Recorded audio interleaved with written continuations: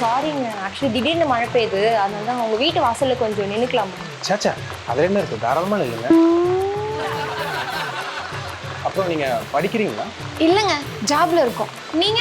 நான் ஒன்றா பிஸ்னஸ் பண்ணுறேங்க. டி நகரில் 2 ஷோரூம் இருக்குது. என்னோட பழைய பங்களா தான், ஏதோ சென்டிமெண்ட்டுக்காக வச்சுருக்கோம். ஓ, வெயிட் கை போல. தனியா தான் இருக்கீங்களா? ஆமாங்க, என்ன பண்ணுறது, மேரேஜ் ஆகல, பார்த்துட்டு இருக்காங்க, செட் ஆகலைங்க. எப்படியும் சம்பாரிச்சு கோடீஸ்வரி ஆகுறதுக்கு ரொம்ப நாள் ஆகும். அதுக்குள்ள இவங்க கரெக்ட் பண்ணிட்டா ஈஸியா ஆயிடலாம். என்ன நம்ம பிளான் பண்ணோம், ஆக்ஷன்ல இறங்கிட்டா. ஏங்க, உங்களுக்கு கூட பொண்ணு கிடைக்கல?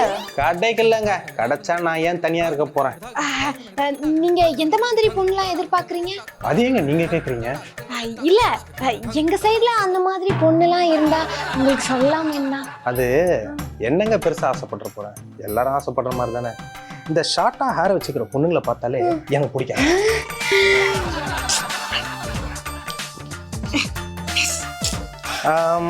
இந்த படிப்புல ஒரு மாஸ்டர் டிகிரியாவது வாங்கியிருக்கணுங்க.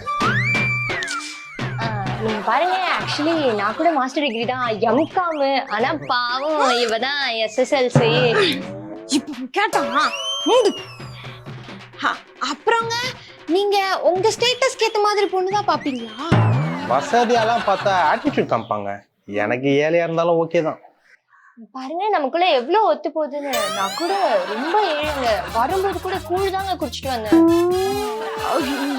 இல்லங்க, இவ்வளவு விட நான் தாங்க பரம ஏழை. இவ்வளவு கூழ் குடிச்சா நான் அது கூட குடிக்கல, பட்னியா வந்திருக்கேங்க. வரும்போது 3 புரிய முக்கிட்டு வந்தேன். நீ மட்டும் நரிச்சந்திர அக்கா மாதிரி உண்மையா பேசுற, நீ போய் தானே சொல்ற. பாத்துரலாண்டி.